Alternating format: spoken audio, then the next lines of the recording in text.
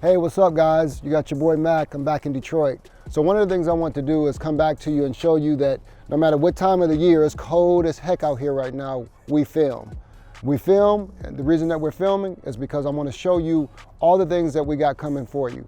So this is a property that one of my mentees, they actually got this property maybe 4 or 5 months ago. It was a great deal when we got it, but there was a tenant in it. And so I was like, listen, don't let that distract you. Don't let that disturb you from doing what you need to do. Because the bottom line is we might have to get it back 4 or 5 months ago, but there was so much spread and profit in this property, we couldn't afford to let it go. So we bought it, and I don't know if you can see all the junk that's out right now, but long story short is we wind up getting the tenant out, and now everything is cleared at the street. We got a contractor that's coming over to pick up all of this so we don't get any code violations. So that's one of the things that you guys have to realize going into properties like this. You can get some severe code violations by having this type of stuff outside. So what I try to do when I teach all of my apprentices or my mentees is that you got to make sure that you keep your property up, because your neighbors, when they see that your property is not being kept up properly, they're going to call the city. So that means that they're going to call the city, you're going to get a ticket for this, then anything that you're doing on the side of this property, they're going to constantly be watching you to make sure that you're doing everything right. And as soon as you do something wrong, they're going to call the city so you can get code violations. And that's one thing that you don't want to do. You want to make sure that you keep the environment around you clean, you keep it safe, because then the neighbors then will support you and all the things that you got going on. So what I wanted to do is kind of give you guys a brief detail of kind of what's going on. This property is a great profit, but you got to get it to that state. And right now, this property needs a lot of work. First and foremost, I want to bring in the person who actually brought me here today. He flew me in from LA to make sure that he started this property and this project off right. So he would know from beginning to end, because when I tell you, we have to begin with the end in mind. If we don't do that, you're gonna wind up losing. There's so many people in this game today that see things on TV or whatever else. This is real, this is reality. We take this from, a buddy of mine says, from practicality to actually being able to make money. And so what I say is that we make this reality. I make sure that you start off right and that you finish right, and you can put those profits in your pocket. So I'm gonna bring Curtis in. Curtis, come on in, man. Me and Curtis have known each other for the last several months, and the main purpose of us getting together was to make sure that he understood this game from beginning to end. He gave me a call and said, Mac, I'm out here, I'm driving for dollars. You know, I'm sending out mailers. I got this great property. And so when he said he had this great property, we had to figure out how to make this deal work for him. He came in at that point in time, he was spending his own cash, doing his investment. But the problem is that he didn't have enough cash to actually be able to buy this property. A lot of good properties on the table, but you have to be able to make these deals work. So that's when I came in. I was like, how can we structure this deal to actually be able to make it work? And so we talked about a few different options. I said, this deal is too good for us to let go. I think at one point in time, he was like, well, I'm just gonna wholesale it, make $5,000, or actually it was probably even $2,000 or $3,000. That's right. He wanted to wholesale this property and make $2,000 or $3,000 and call it a day. By the time it's all said and done with this, I mean, we're gonna probably make $60,000. So we're talking about going from a $2,000 just wholesale transaction to making about $60,000 on this property. I can show you how to do it. This man here was out doing it. And don't get me wrong, what he was doing was right. He just wasn't gonna make the right amount of money for the work that he put in. And so now, us working together, me mentoring him through this process, he's not gonna make from a $2,000 profit to about a $60,000 profit. And he's gonna get the learning of a lifetime as he's doing it. So, I mean, I just want you guys to know that these are the things that I do for people who join my circle. Once you join my circle, you get the knowledge, you get the experience. I mean, I've been doing this for almost 30 years now. With that 30 years, I'm gonna bring in somebody who's been with me through that whole process in a few minutes to show you, and he's gonna give you kind of a insight on how we've gone through this process when we started out really not knowing anything for the most part, starting this business together, not knowing anything to where I am now. And so I'm gonna bring him up in a few minutes, but I just wanna let you guys know that this process has been a well-vetted process. I've been doing this for 30 years. I made a ton of money. I travel not only the country, but I travel the world because the things that I've put in place for me and those around me, we're successful. And I wanna show you how you can be successful as well. We're gonna start out doing a little walk around the outside. And the reason that we walk around the outside, where people lose the most money at on the exterior of a house, they worry about the kitchens and the bathrooms. If you can't sell this property, the first thing people do when they come up to a property is they look at the outside. And if the outside's not right, it don't matter how nice it is on the inside. They're gonna say this is an eyesore. The bottom line is now you gotta knock down barriers to get them to like the inside. So we gotta look at the outside first. Let's go do that. And so I'm gonna point out a few things that I believe will change the curb appeal of this particular house. Aesthetically, it's a nice brick house, but there's a lot of exterior work that needs to be done. Typically, when you go into a neighborhood, I look for the worst house on the best block. A lot of times what you find out is, and I'm gonna show you later on as we go up and down the street, but the house next door to it needs just as much work as the house that we're looking at. So you know what? That's our next lead. That's what we're doing. We're finding out who owns that house. We're making those phone calls. We're doing all of those things to put us in place to make sure that we get this flip done, do it right, get the property value up on this one, go next door, buy it, and do the same thing. So hopefully if we get 170, 180, 190 for this, we do this one just as well, if not better, maybe get 200 for it. So it's a strategy, there's a method to the madness. We do this all day, every day, and we make money doing it. Let me show you how to do it. We're going to take a look at this house real quick. So when you look at this, you see automatically that the porch needs work. The driveway needs work. So those are things that people don't take into consideration when you're buying a house. You have to put those into your budget, because if you don't put that into your budget, you're gonna lose. So the driveway needs work. Now, you know, you could say, hey, can I get by with it? The answer is you might. You might put money in the backside of the budget for it. You might try to see if you can sell it as is with the driveway being like this. And if you can't, see if you can allot, you know, $8,000 to $10,000 later on. The ground has started to erode away. It's eroding away at the front porch. We have to build up the dirt level on both sides, because if we don't, water's gonna run back into the house, into the basement. You'll get water damage in the basement. Last thing that you wanna do is get water damage in your basement. Also, with me looking at the outside of the house, I'm looking at the neighborhood and the neighbors. Almost everybody in this neighborhood has newer windows. So he cannot put newer windows in, but if you don't put newer windows in, you're not competing with the neighborhood. You're not competing with the neighborhood, people are gonna look for other places to buy versus your place. One of the things that concerns me when we talk about driveways, this is where the normal driveway was. This is where the driveway is now. There's 1 brick length difference, which means that this driveway has settled over time, which means that there's a good chance that water's gonna get in the basement. So when we re-pour this, we're gonna actually bring this up, bring the foundation up or the slab up and tilt it towards the neighbors, and maybe have to put a drainage system in.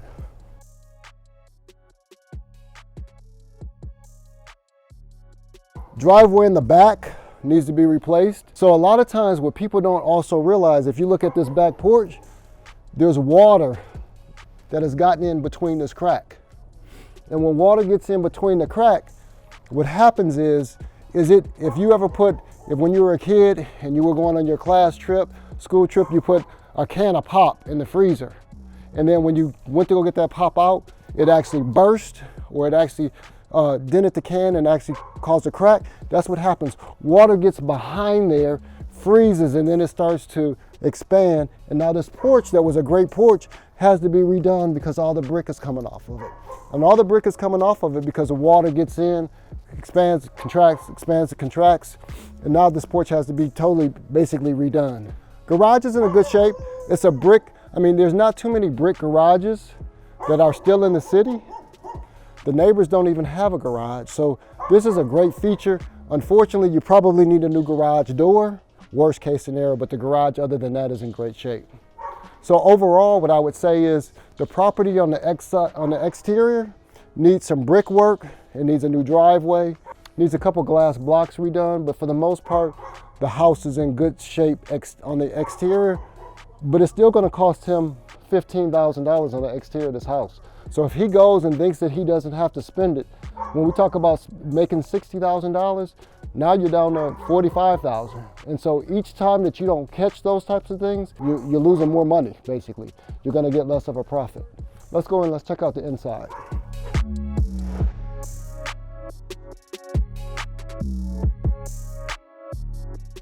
So we're inside of the house now with Curtis, and we're kind of walking through the house.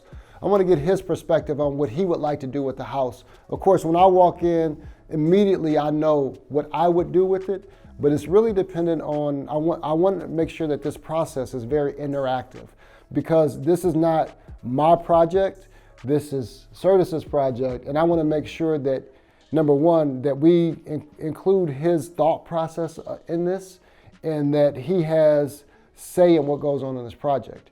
Because when we talk about ownership, and this ownership is about you feeling good about your project. Now, I know that we're going to make this project successful, no matter if it's all your vision or my vision or our combined vision.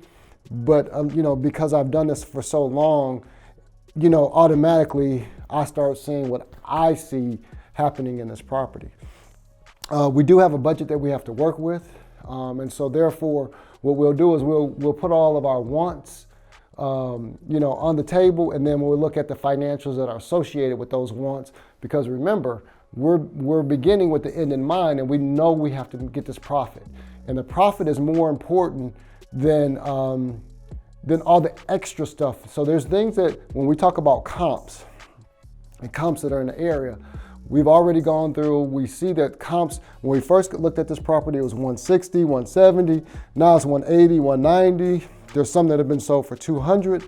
So the crazy thing about it is, when we looked at this months ago, we thought that, that we had a good profit. And then as the months have rolled on, the property values have continued to climb.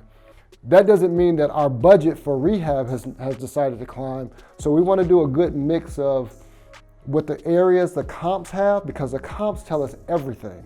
Regardless of what we want to put in it, the comps tell us what we can sell it for. So we don't want to over improve this property, but we want to make sure that it's in a running, that it moves quickly off the shelf, but we get the maximum return and maximum profit for it. The one good thing about this property, as we walk in, it has hardwood floors. So when we talk about flooring is one of those things that most people, they undervalue flooring. And this floor, even though it's old plank, it's in great shape. So the one thing that I would say to Curtis, that I don't care if he wanted to rip this out, this floor is staying, because this floor is a gem in itself, and all we have to do is refinish it.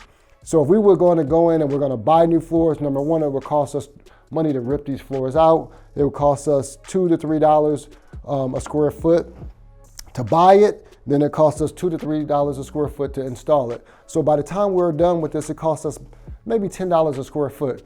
We can come in and get this floor refinished for $2.50 a square foot, brand new, good as gold, moving on. So right there, we could save us $7 to $750 a square foot that we would have had to go out and buy new flooring, that we don't have to do that now. But we're in the living room. So I don't know what your plans are for the fireplace, what you think. What would you do? As far as, would you just paint it, or what's your thoughts on it? Well, my idea for the fireplace would be to repaint it and maybe put like some ceramic tile in, or like some type of low cost design. Yep. That would kind of make the living room pop a little bit. Yep.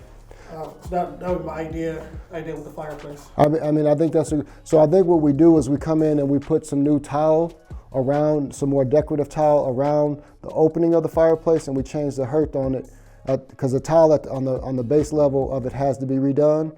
So we go ahead and we tie in either color. We could do some type of design around, and then new tile on the floor. And we put some nice trim around. I think we call it a day in this room. As we start to walk through, of course, it's cosmetically, it needs a bunch of drywall work done. This back in the day was plaster. So you guys, hopefully you know the difference between plaster and drywall. This house looks like it had a whole bunch of plaster in it. Plaster's a little bit more difficult to deal with. One of the main things that I'm looking at when I'm looking at the outlets here, these are 2-prong, which means that there's no ground associated with this currently right now. So what happens when there's no ground, you either got to run a ground wire to all your electrical, or you have to put in new electrical. So it's something that I don't know if you thought about when you purchased, but I can tell you right now, we're going to have to do something different to bring it up to code, because it's only 2-prong right now. We need a 3-prong because there's no ground. So we have to look at how we want to go ahead and address that. because that will cost money. Because when we talk about repairs, if we're running new electrical, that means that we're going into walls, we're tearing up walls, that adds an additional cost into it. Now, the good thing about it is that our profit margin on this particular property is fairly high, but at the same time, us going in, having to redo electrical is going to hurt the budget because that wasn't originally, in our plans. So running the ground wire is going to be a little bit cheaper. However, we still got to tear up. We got to tear up walls and all the rest of it to get to it. So we have to figure that piece out. But I want you guys to keep everything in mind when you're doing these projects, because something like that, $3,000. So it's not just the electrical. It's all the wall repair that has to be done in conjunction with repairing the electrical. And that's why I tell you, those people who get into this game and you don't know enough about it, you're going to wind up losing, because you have to know every step and you have to plan it out. Because what if you gone through this house, you did all the work, came back and they said, you know what, we want to change the electrical. Now you're actually tearing up the walls that you've already painted. You're ready to get out of here. Now you got to rip up all the bust up all the walls, run the electrical and repair it. That could be another 3-4 weeks of carrying costs that you have, plus the extra additional cost that you went into it. Begin with the end in mind. That's all I'm saying. So the question that I have for now, are you leaving all your traditional walls up? Are you tearing any walls out? Do you plan on opening up anything, or what's your thoughts? Well, my thought process will be to leave everything up. The only wall I want to tear down is that one in there, in the kitchen. Inside of the kitchen? Yes. Let's go take a look. Of course, all the others are going to be gone. Just this part right here. Okay. Tear this down. Okay. Put the kitchen. Okay. Put all countertop right here. Okay. And it'll be a full kitchen. So that's the only wall that I wanted to knock down. Okay. Keep the expenses low. So the kitchen, for the most part, is pretty small, but I mean, it probably serves the purpose for this particular, this area. But if you can see, you're kind of jogging in and out. In my frame of mind, that we should actually tear out that wall, and we should tear out this particular wall as well, and kind of open up the kitchen just a little bit. And once we open up the kitchen, it kind of bleeds into the dining room, into the living room. It kind of opens the house up. Now the kitchen is kind of in the back of the house, just kind of tucked in. It's kind of small. You got to maneuver around. There's not very much space. Typically, based on code, they wanted like a 3-foot walkway. I mean, right now you got a couple feet. It's too tight. So those are the types of things that you guys have to keep in mind when you're going to do it, and you're going to do it. You might as well just do it right. So I'm going to bring my boy Terry in. So Terry has been with me, like I said, from the very beginning. We did our first projects together, like when I actually moved back to the city of Detroit. Even though we had done properties before, we had never done it to the scale that we started to do them at. So we were doing 2 and 3 and 4 at a time. And so we came in, and it was like, we had done portions of projects before. We had to do a kitchen, we had to do a bath. Now we had to do it all. That's when it started to get hairy. Not only were we doing 1, but we were doing 2 or 3 at a time. So it became a lot more difficult. And so we learned a lot together. And come on in, Terry. So we're looking at Curtis's house now. And so now, because we've done, this is my boy Terry. So he's been with me, like I said, from the very beginning. And so Curtis, he talked about tearing down this wall. But for me, because the kitchen is so tight, it seems like not only should we tear down this particular wall that kind of leads into the nook area, but maybe open this up and popping this open a little bit. I know it's gonna, maybe add a little bit more cost to it, but to me, it just seems like the kitchen is so locked in right now that it just is closed in, it's boxed in. Yeah, well, I definitely agree. Knocking that out, opening it up there again. Opening this up to the dining room, definitely give more character to the house. 9 times this is low grade walls, so you put in a header, an LVL of some sort to support the second floor. But I think it'd be a great idea to open it up. I mean, it will be a cost, but I mean, even if we had to drop a header in, from my perspective, I don't see it being a big issue. It's gonna cost us, worst case scenario, $1,000 to be able to, to drop a header in. But I think the value that it'll bring to the property will just be so much better. One of the things that we talked about, there's two-pronged electrical all throughout this house. So whether or not we need to go ahead and just totally upgrade and rerun wires or just run a ground. So it's just something that we need to keep in mind about how much work we have to go into get, bust out the walls to get to everything. So we might just have to just bite the bullet and just do it. So I think it would be the best option is to upgrade the electrical. let's take a look at this little back area. So there's a little back bonus area that's right here. Square footage is here in the house. It just needs work. The question is from your standpoint, you go keep the wood, you go take the wood down. It was to put drywall up, tear this out, put drywall. Okay. Initially, I wanted to rip this out and just make all this open, but we can make this storage or. I think it's good, useful space. If you open up this wall and you've also opened up the wall to the kitchen.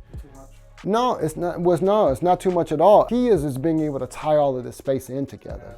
And so you take out this wall, you take out that wall. Now your kitchen has now opened up to 2 rooms now. I think you opening up the kitchen and opening up this wall actually is going to add more of an open concept, or a better perspective. And then you take all the rest of this out and you drywall it. Personally, I think that's going to be your best bet. Everything, unfortunately, with this house, everything is offset. Nothing lines up perfectly. That wall doesn't line up with this wall, but the bottom line is if we knock these 2 walls out, it'll actually bring a much more open concept to this house and actually tie the rooms in together where there's some type of continuity instead of having all of these individual rooms. The problem with this is that this is the back of the house.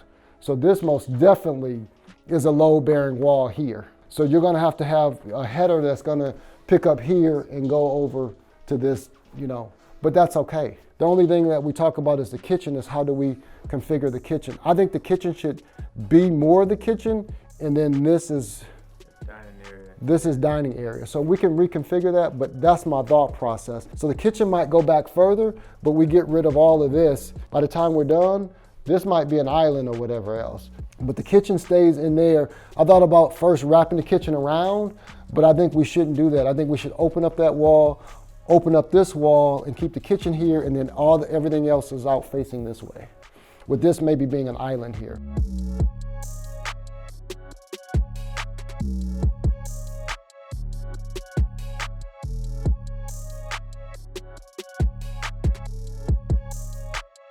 Let's go check out the upstairs now.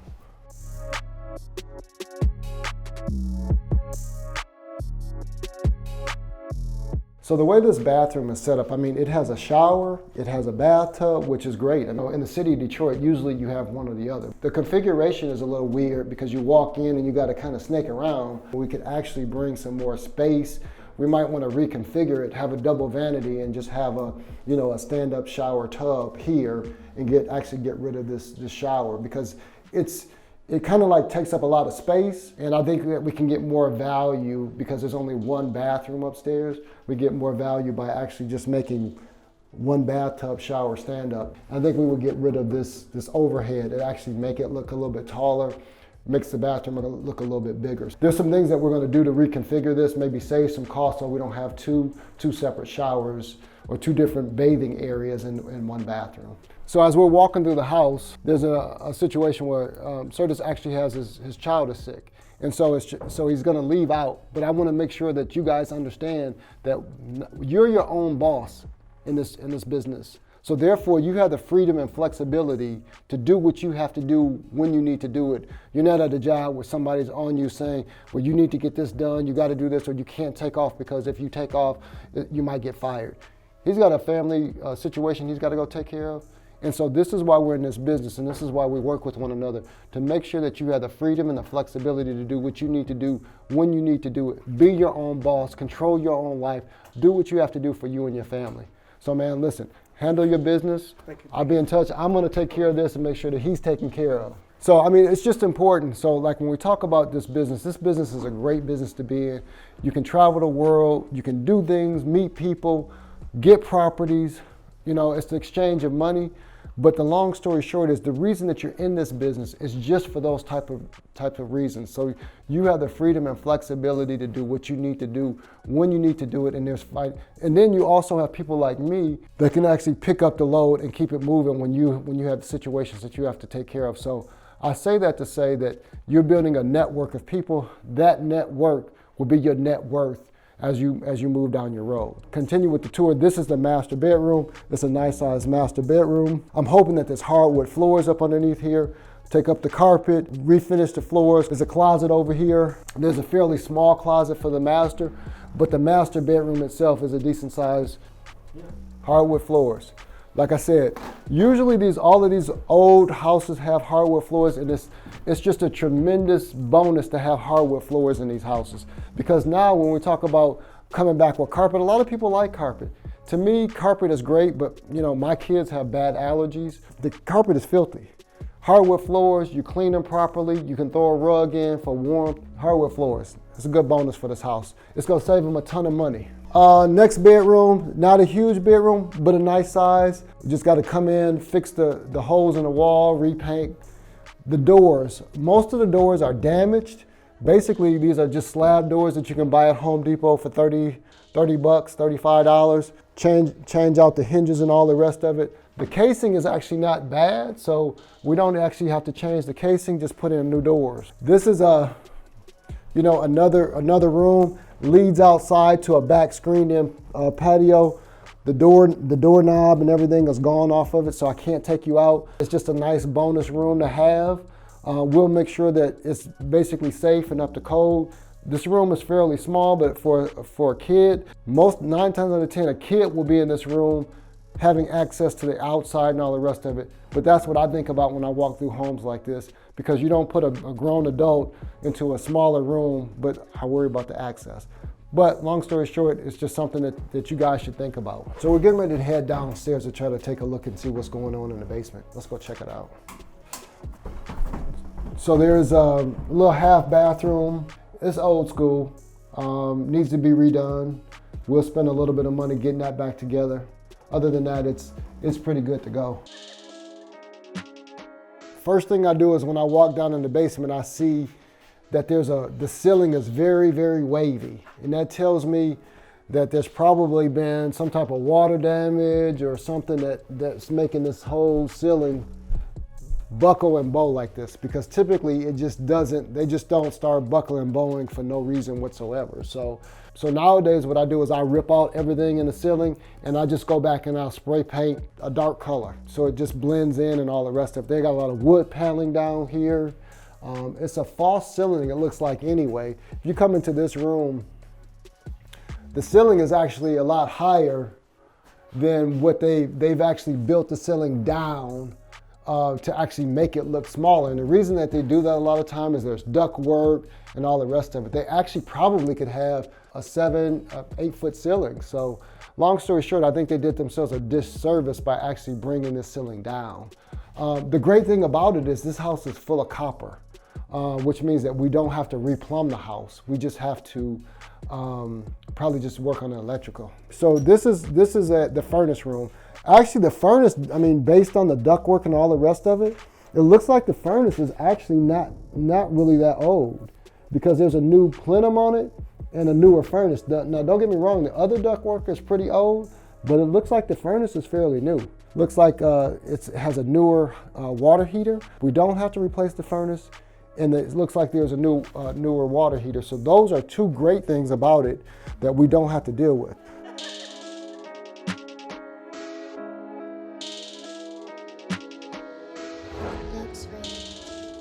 So the great thing about it is they came in and they upgraded the service. That's the great part about it. The bad part about it is, like, as I mentioned to you before, is that we're gonna have to go in and probably rewire the house because nothing's grounded.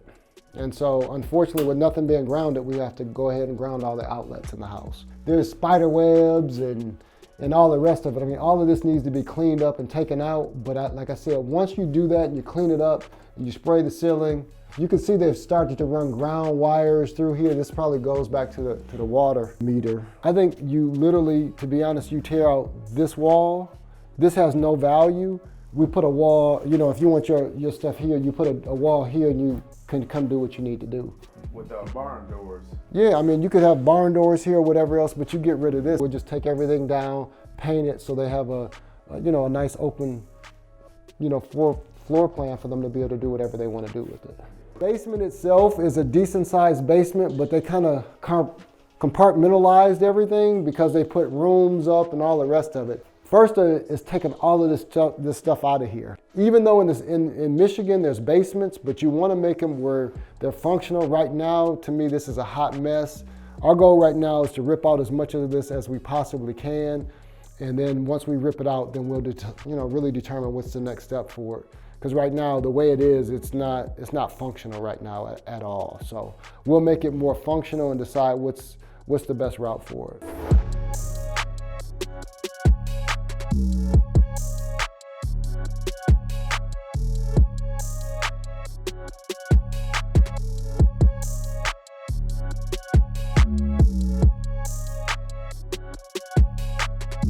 So I hope you guys enjoyed and you learned a lot from what we walked through. I know there was a ton of information, but I think it's important for you guys to understand when you walk through a project, you should be doing this on your projects. And you should be starting from the street to the backyard, from each side of the house to the other side of the house, from the basement all the way up to the roof. You have to do it.